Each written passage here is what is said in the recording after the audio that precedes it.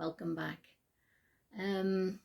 Today I want to talk to you about the cost of living crisis that everybody is going through. We sometimes feel that there's no end to it. We've just gone from one disaster to another. And I can tell you that here where I live in the north of Ireland, we first had to experience Brexit.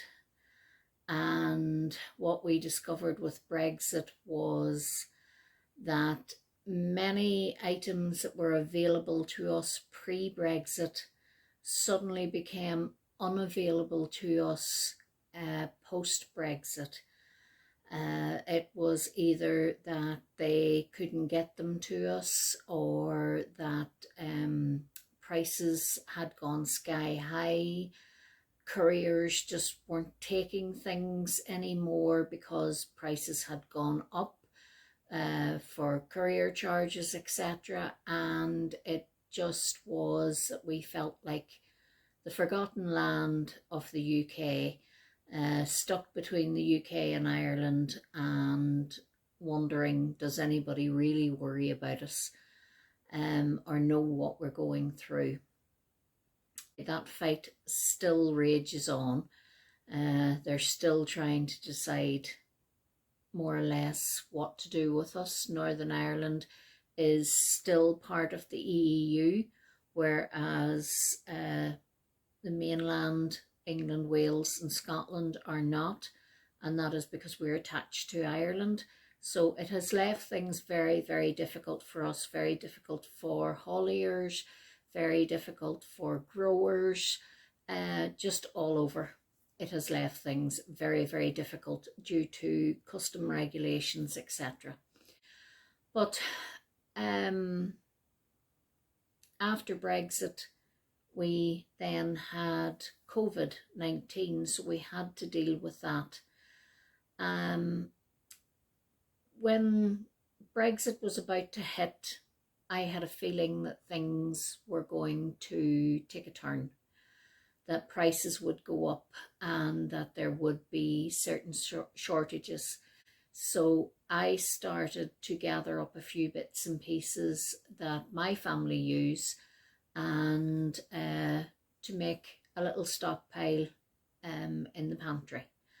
So basically what it is just everyday foods, and foods that are tinned, foods that are jarred, anything like that there. I was gathering up bit by bit, anything that I could afford that was extra, just to try and tide us over.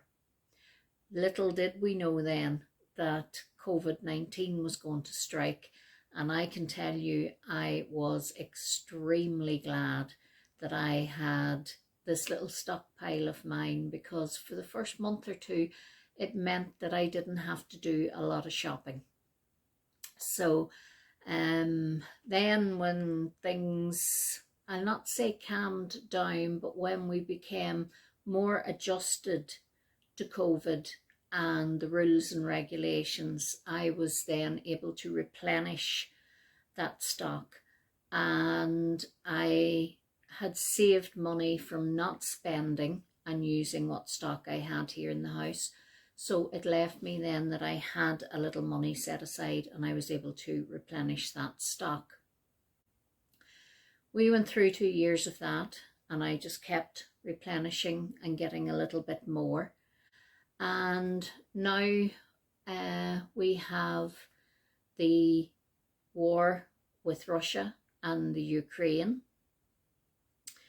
And again, now there's certain items we can't get that aren't on the shelves, and I know that is the same everywhere. I'm not just picking us out, it is the same everywhere. Prices have gone up. We've had bad weather, there's been failed crops, there has so many things within the world have gone against us. And again, I have been able to rely on my little stockpile to be able to use the things that I cannot get in the shops. So now, on top of all of that, we have the P&O Ferries crisis. And it just seems to be one thing after another. Our supermarkets are reducing the number of items we can buy, and they also are advertising that you may not get all the things you request when you order online, and that is due to the fact that they cannot get the items delivered because the ferries are not running.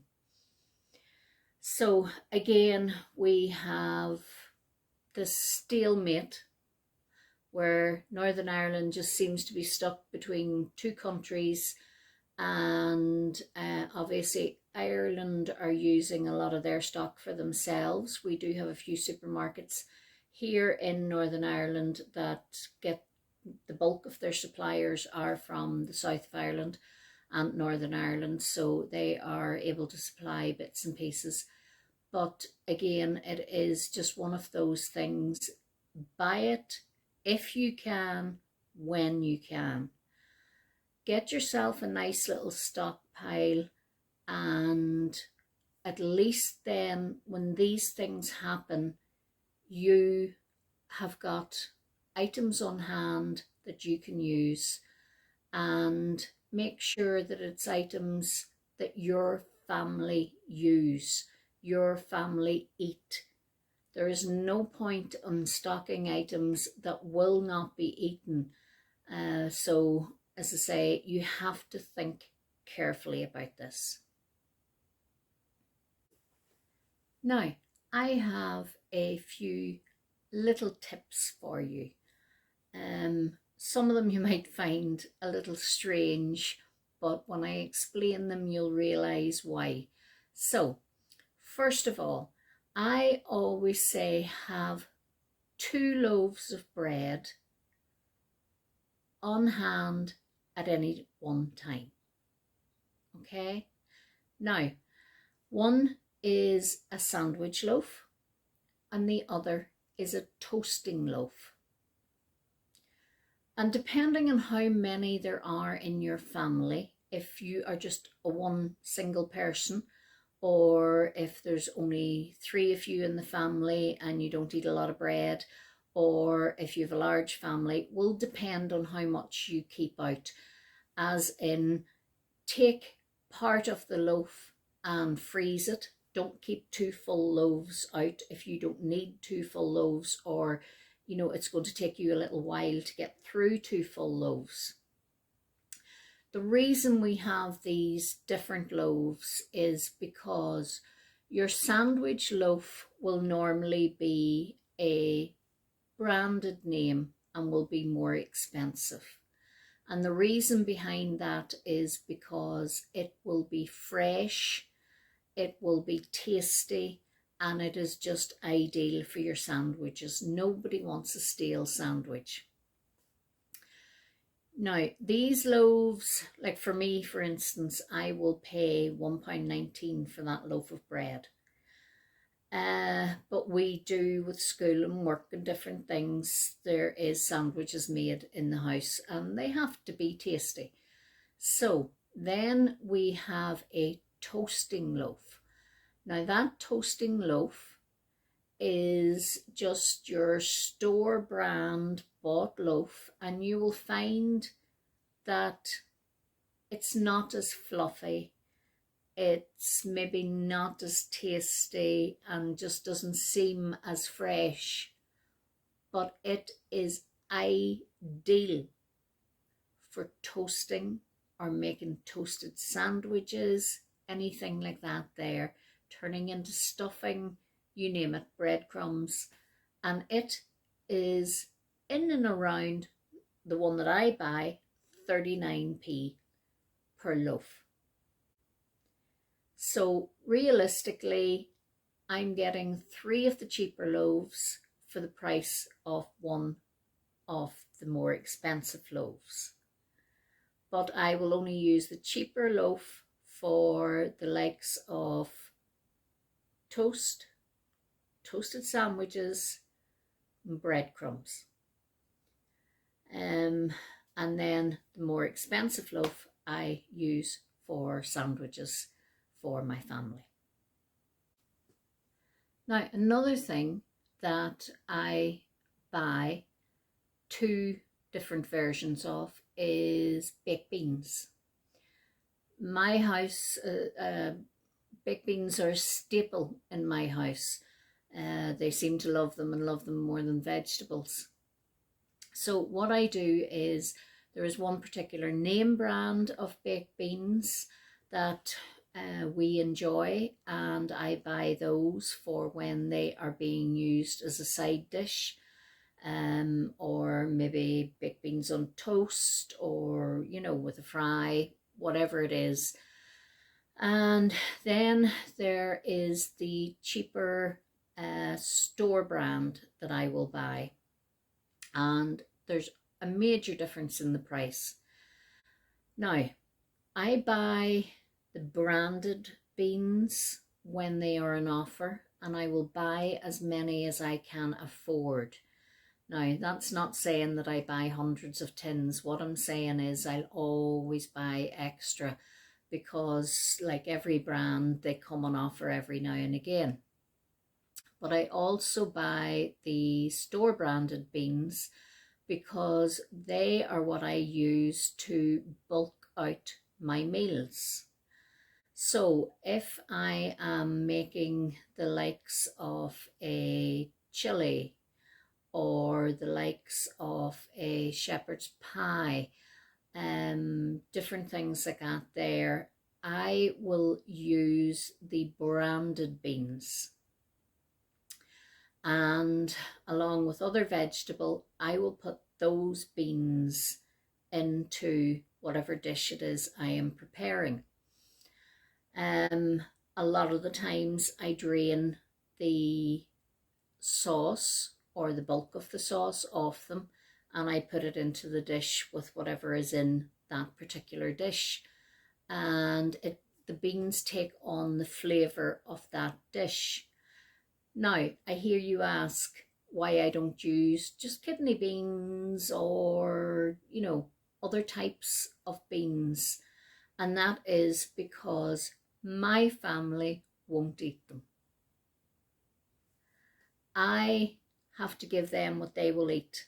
And there is no point in me putting those types of other beans into dishes that would normally go in dishes when they won't eat them. And they will just leave them on the plate and they will be thrown out.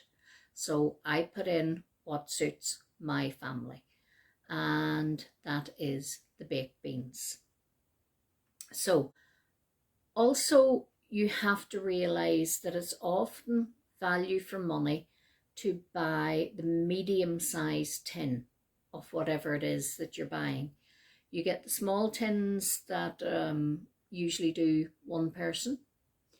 You get the medium tins that can do maybe 3 people, 2 to 3 people. And then you often can get the much larger tins, which really are not overly suitable for families. It depends. If it's a very big family and you're using them, fair enough, but they're usually more for catering, etc. So you will find that there's usually only pennies difference in buying the small tin and the medium tin. And what you do, again, if you're only a single person or you're only using one portion, will then put them in a sealed container and into your fridge.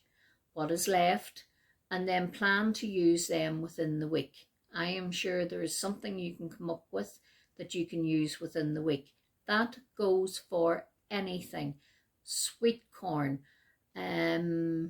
spaghetti in sauce, your baked beans, other vegetables that you get in a tin. Anything like that there, anything that comes in a tin or a jar. If you don't use the whole of it, and there is only pennies difference in buying the smaller version to the medium version, well then buy the medium version and then you put it into just a sealed container into the fridge and make sure you use it within a week. Usually 5 days to a week. Okay. Now, I advise that when you are buying extra, that you buy items in tins or jars, because tins and jars are easily stored. They will have a use by date on them, but you can be guaranteed, due to the way that these tins and jars are sealed, that you will have another 3 to 4 years beyond that date that you can use those items. And it's just the easiest way to be able to stock up and have a few extra bits and pieces in your cupboards. Never buy items that your family does not eat, because no matter what happens, your family are not going to eat those items. They're going to be left on the plate and you are going to end up throwing that out. So it's lost money. Only buy the items that you know that your family will eat.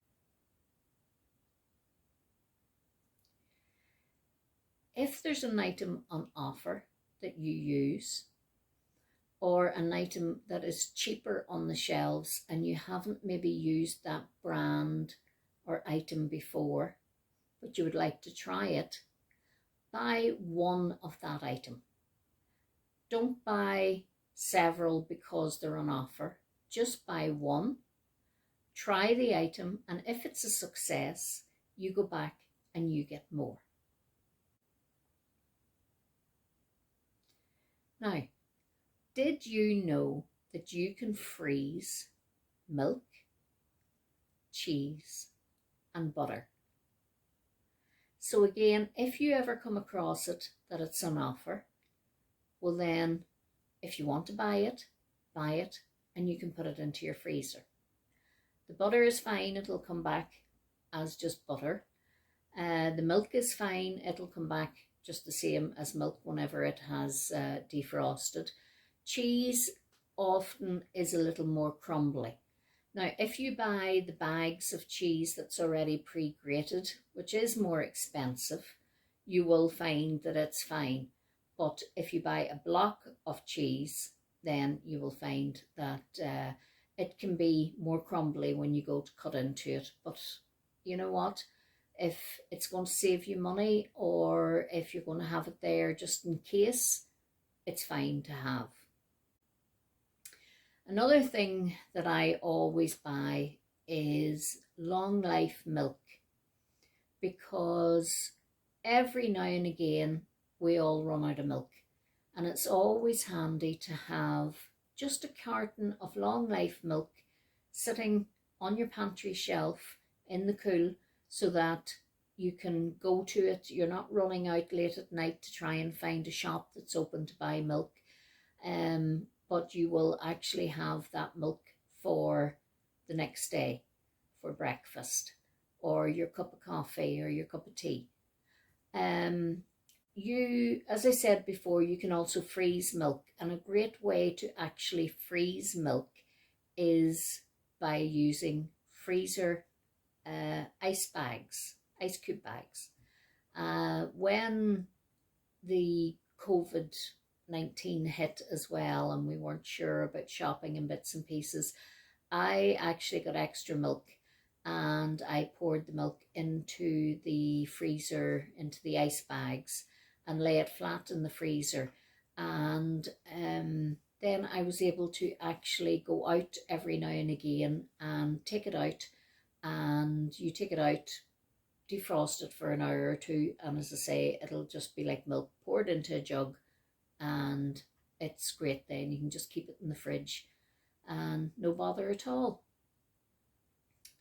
So, items that I suggest that you should maybe look into stocking up on are tinned items, and that includes veggies, beans, spaghetti, any tinned meats or fish, tinned fruit, because You never know when you're going to need some fruit, that you can't get fresh fruit to your liking, etc. So it's always handy to have some.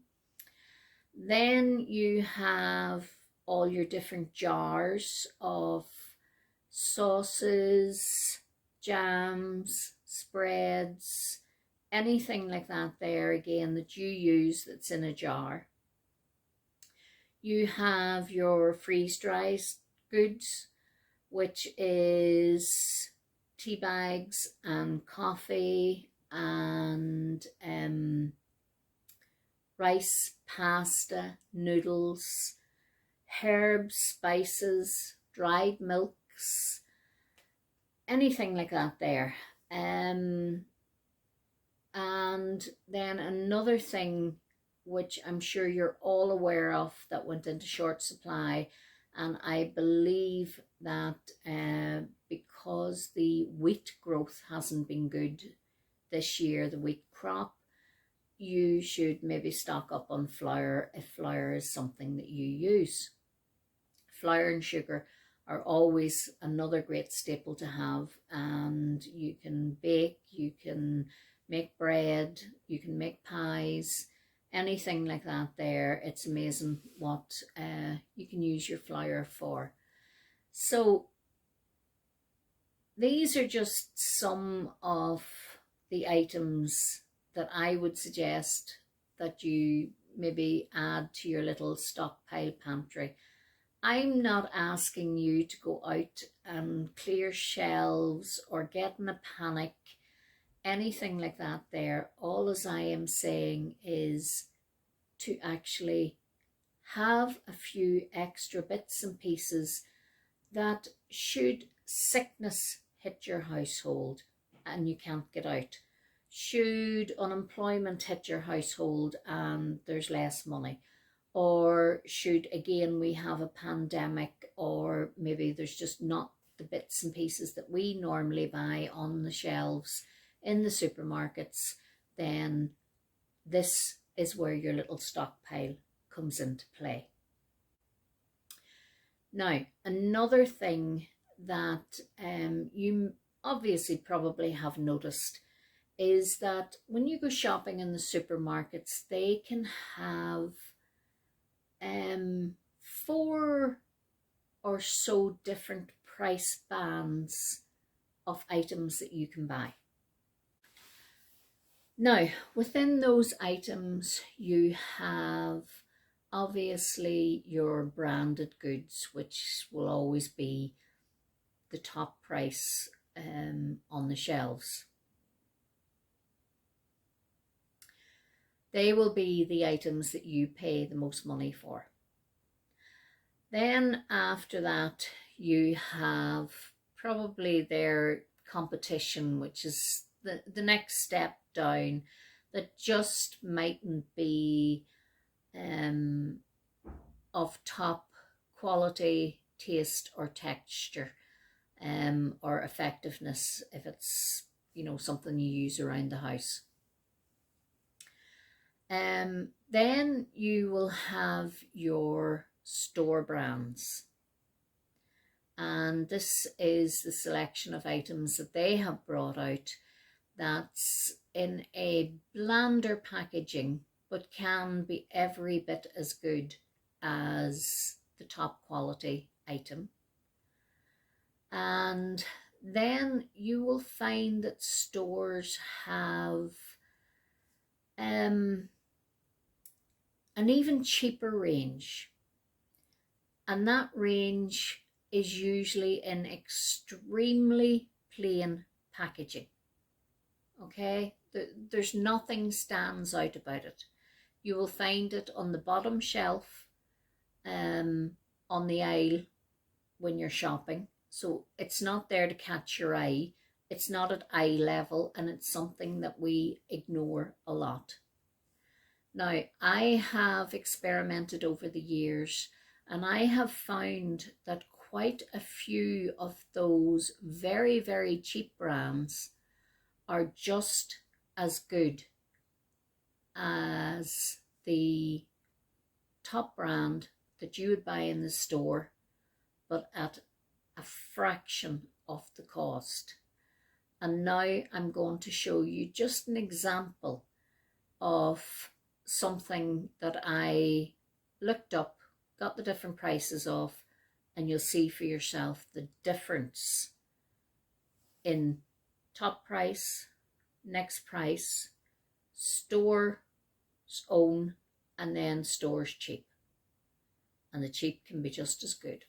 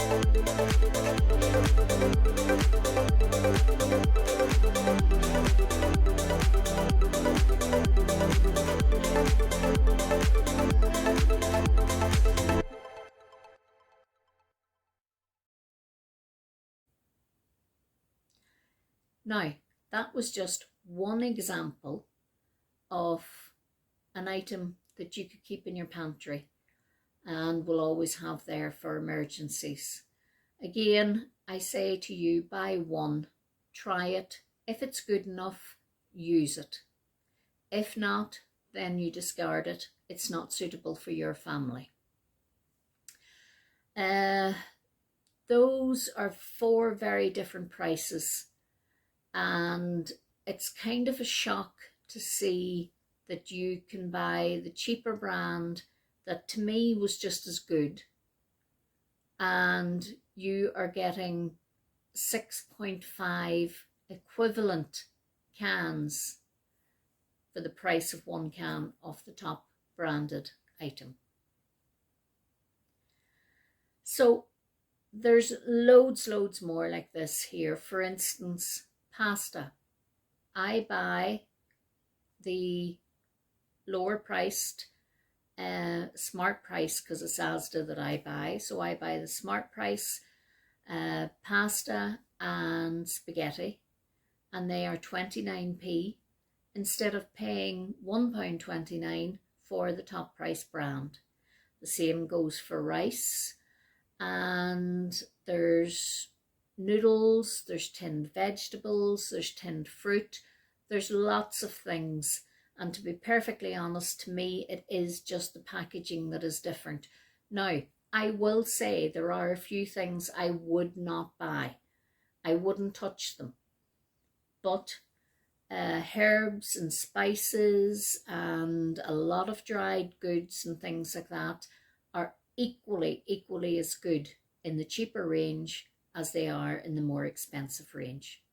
So do your research and see what you can change in your cupboards and what you can stock up on your pantry, because what you will find is if you are willing to change to a cheaper item because it suits your family and the price is good, well then you can then buy several of those items for the price of what you used to buy one item for. And then you have the start of your little stock for your pantry. So it's just a matter of keeping an eye out, whether you shop online, whether you go into a store. You first of all have to ask yourself, do you need it? You have to ask yourself, will you eat it? And then you have to ask yourself which price you would rather pay. And if it's just your everyday staples, your bread, your milk, your pasta, your rice,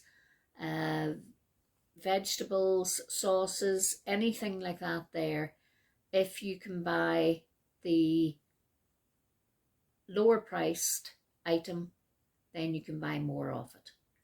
Or if you don't want to buy more of it, you're saving yourself money, which will go towards the rising prices of fuel, electric, gas, everything.